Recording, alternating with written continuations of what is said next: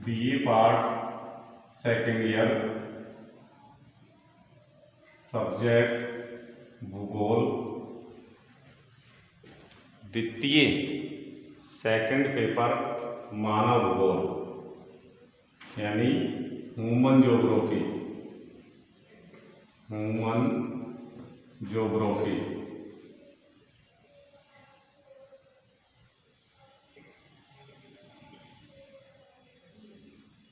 इसके बारे में हम चर्चा कर रहे थे। अब मानव भूगोल क्या है, मानव भूगोल से संबंधित कौन कौन सी परिभाषाएं हैं जिनके माध्यम से मानव भूगोल या ह्यूमन ज्योग्राफी के अर्थ के बारे में हमें पता चलता है। रेड जेल है, कुम्हारी एलन चर्चिल सैंपल है, विडाल डी ला प्लास है, हम्बोल्ट है, इसी प्रकार से हंटिंगटन है। ये यानी मानव भूगोल से संबंधित यानी विचारक माने जाते हैं। आज हम चर्चा करेंगे अब मानव भूगोल की कौन कौन सी शाखाएं हैं। जिस प्रकार से भूगोल विषय की शाखाएं या भूगोल की दो शाखाएं बनी है या भूगोल से दो शाखाओं का जन्म हुआ है, उसी प्रकार से यानी जो भौतिक जो भूगोल है, भौतिक भूगोल और मानव भूगोल, भौतिक भूगोल और मानव भूगोल, ये भूगोल की दो मूलभूत शाखाएं हैं और इन शाखाओं से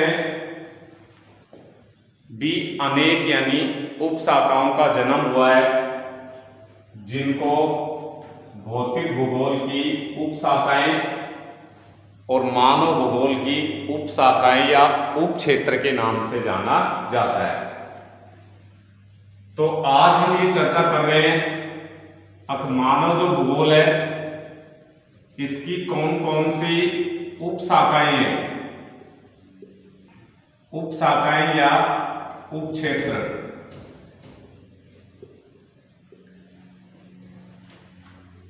देखिए उप शाखाएं,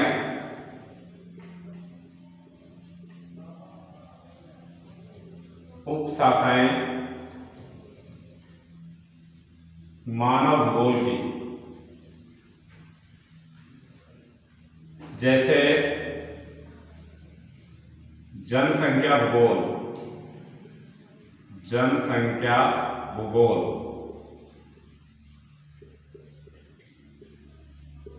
ये मानव भूगोल की एक उप शाखा मानी जाती है। जनसंख्या भूगोल, इसका जो संबंध है वो मानव समूह की जनसंख्या से लिया जाता है। अब इस पृथ्वी के धरातल पर कितनी जनसंख्या पाई जाती है, कौन कौन से क्षेत्र ऐसे हैं कि जहां पर सघन जनसंख्या पाई जाती है, कौन कौन से क्षेत्र ऐसे हैं कि जहां पर विरल जनसंख्या पाई जाती है। जनसंख्या एवं जनसंख्या से संबंधित जो पहलू है, जैसे जनसंख्या वितरण है, जनसंख्या घनत्व है, जनसंख्या वृद्धि है, जनसंख्या वृद्धि दर है, लिंगानुपात है, साक्षरता है, व्यावसायिक जनसंख्या है, कार्यशील जनसंख्या है। ये सभी जो तथ्य हैं ये जनसंख्या भूगोल से संबंधित है और इन सभी जो तथ्यों का जो अध्ययन किया जाता है वो जनसंख्या भूगोल में किया जाता है। और जनसंख्या भूगोल जो है वो मानव भूगोल की एक क्या मानी जाती है, उपशाखा। इसी प्रकार से यदि हम चर्चा करें आदिवास भूगोल, आदिवास भूगोल,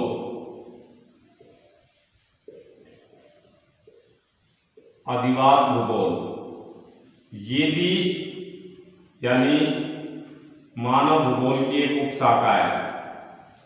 इस पृथ्वी तल पर या पृथ्वी के धरातल पर जितने भी प्रकार के जो अधिवास हैं उन अधिवासों के बारे में जो जानकारी प्राप्त की जाती है या जो जानकारी प्रदान की जाती है वो आदिवास भूगोल के माध्यम से की जाती है। आदिवास जो भूगोल है ये आवास से संबंधित है। अब इस पृथ्वी के धरातल पर जहां जहां मानव का जमाव पाया जाता है, जहां जहां जनसंख्या निवास करती है, उस जनसंख्या की एक आवश्यकता होती है अधिवास। स्वयं की या अपने जीवन यापन की वस्तुओं को सुरक्षित रखने के लिए वातावरण के प्राकृतिक प्रकोपों से अपने आप को सुरक्षित रखने के लिए, अपने दैनिक कार्यों को संपादित करने के लिए, यानी जो मानव समूह है उसको अधिवास की आवश्यकता होती है। और अधिवास जो है वो मानव और प्रकृति के द्वारा एक सांस्कृतिक भूदृश्य का परिणाम माना जाता है। किसका परिणाम माना जाता है? सांस्कृतिक भूदृश्य का। अधिवास मानव और प्रकृति इन दोनों के सहयोग की एक यानी आकृति मानी जाती है।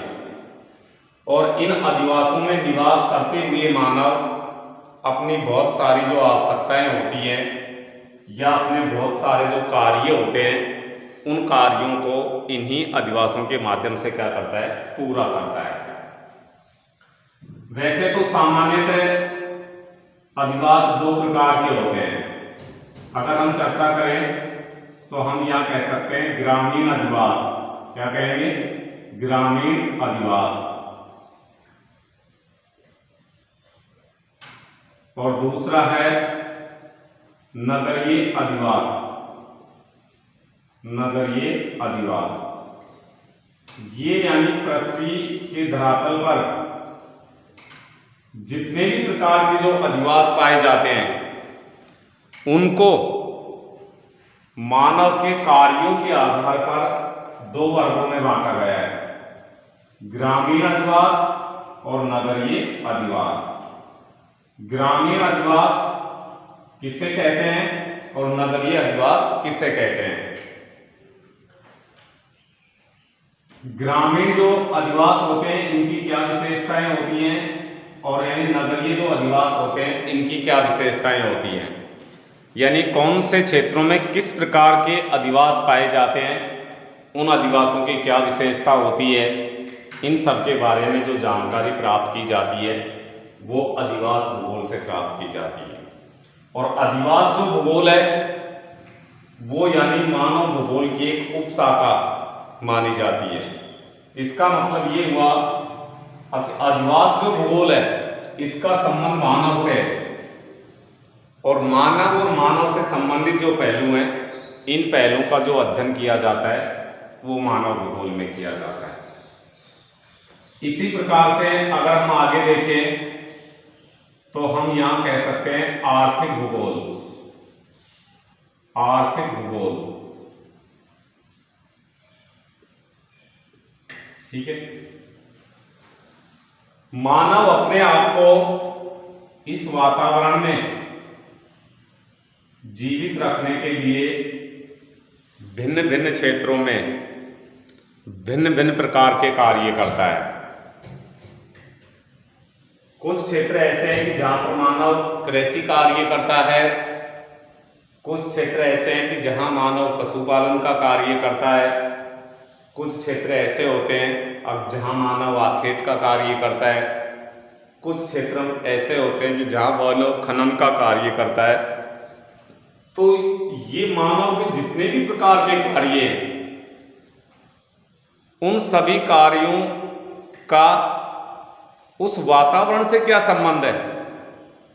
जिस प्रकार का एटमॉस्फेयर होता है, जैसा वातावरण होता है, उसी के अकॉर्डिंग मानव यानी कार्य करता है।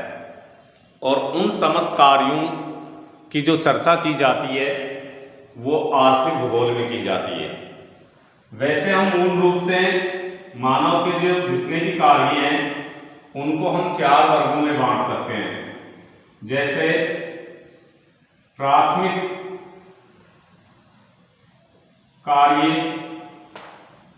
या प्राथमिक व्यवसाय, इसको हम व्यवसाय का नाम दे सकते हैं।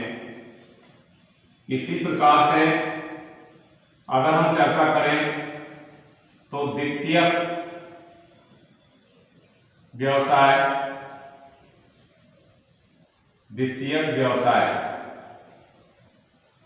तीसरा जो है वो है तृतीयक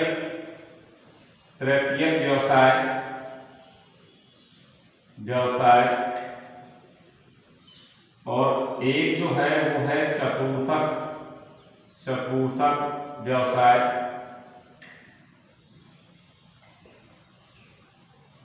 और एक जो कार्य है लास्ट उसको हम कह सकते हैं पंचम व्यवसाय।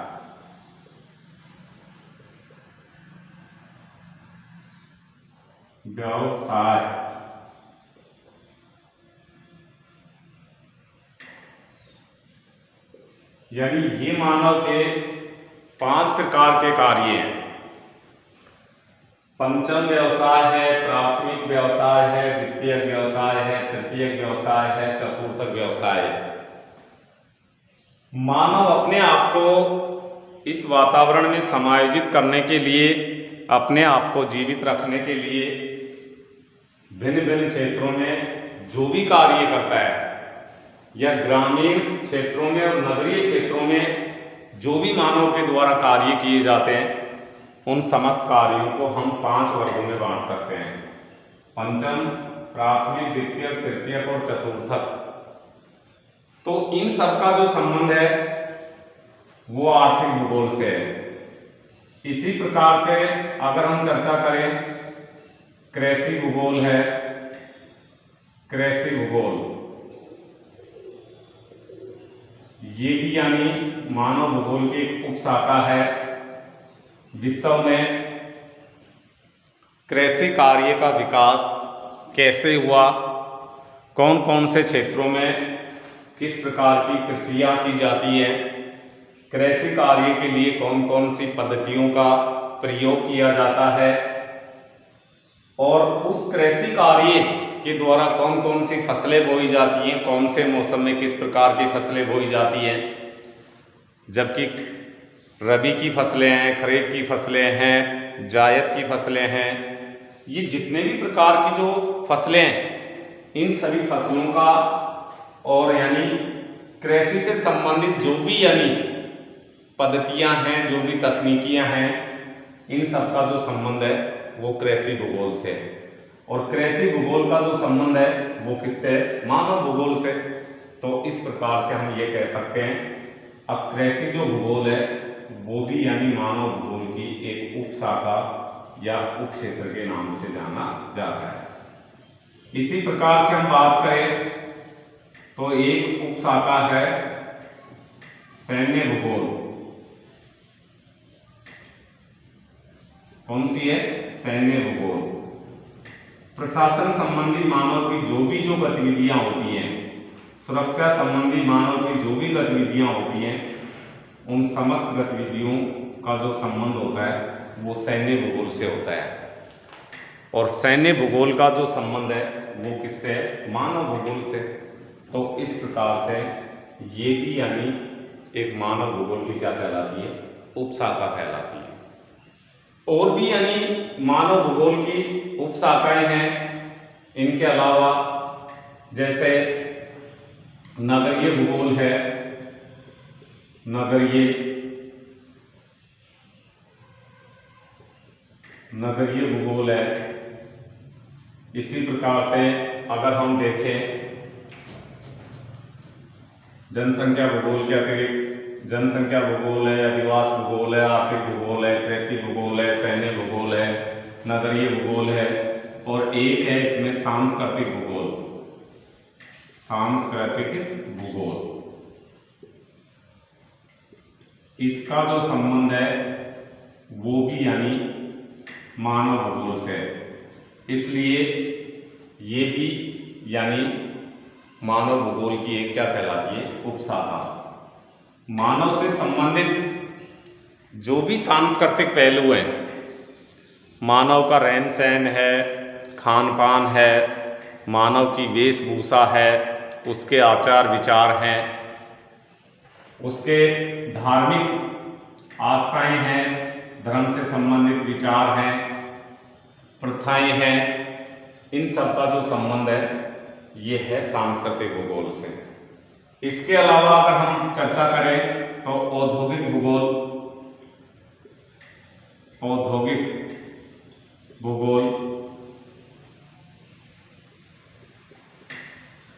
जितने भी प्रकार के जो उद्योग हैं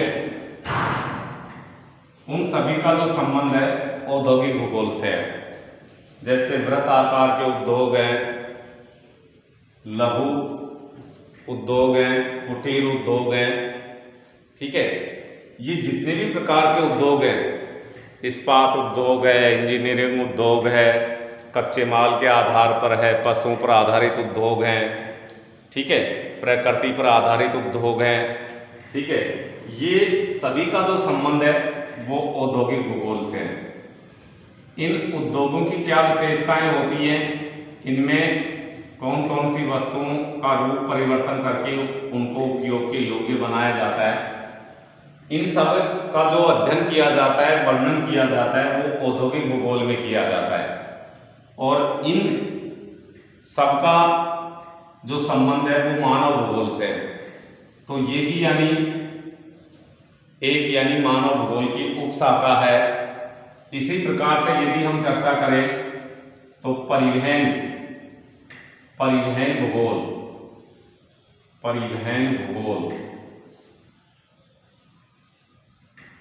आवागमन और यानी वस्तुओं के आदान प्रदान के लिए जिन जिन परिवहन के साधनों का या जिन जिन परिवहन के मार्गों का विकास हुआ है, उन सब का जो संबंध है वो परिवहन भूगोल से है। जैसे स्थल परिवहन है, स्थल परिवहन,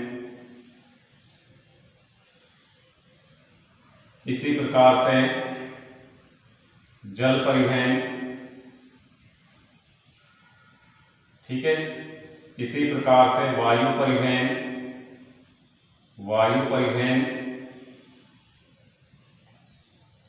और एक इसमें आता है पाइपलाइन परिवहन। विश्व के कौन कौन से क्षेत्रों में किस प्रकार के परिवहन मार्गों का विकास हुआ है, उन परिवहन मार्गों की क्या विशेषताएं होती हैं, उनके द्वारा कितनी मात्रा में यात्री और वस्तुओं का यानी आदान प्रदान किया जाता है, और ये जो परिवहन के जितने भी जो मार्ग हैं इनके लिए कौन कौन सी या इनके विकास के लिए कौन कौन सी भौगोलिक दशाएं आवश्यक होती हैं, इन सब का जो संबंध है वो किससे, परिवहन भूगोल से। तो इस आधार पर हम ये कह सकते हैं अब मानव और मानव से संबंधित जो भी पहलू हैं उन सभी पहलुओं का जो अध्ययन किया जाता है वो मानव भूगोल में किया जाता है। जैसे जैसे मानव का विकास हुआ, जैसे जैसे मानव और प्रकृति का परस्पर रूप से यानी सहयोग हुआ, या प्रकृति और मानव के बीच जो भी यानी कुछ घटित हुआ, उन सभी का जो संबंध है वो मानव भूगोल से है। मानव और मानव से संबंधित जितने भी जो पहलू हैं उन पहलुओं का यानी क्षेत्रीय और प्रादेशिक दृष्टिकोण के आधार पर जो अध्ययन किया जाता है वो यानी मानव भूगोल में किया जाता है। तो ये सभी जो उपशाखाएं हैं इनको हम मानव भूगोल की उपशाखाओं के नाम से या मानव भूगोल के उप क्षेत्रों के नाम से जानते हैं। और इन्हीं उपशाखाओं और इन्हीं उप क्षेत्रों का जो विस्तार पूर्वक जो अध्ययन किया जाता है वो मानव भूगोल में किया जाता है। धन्यवाद।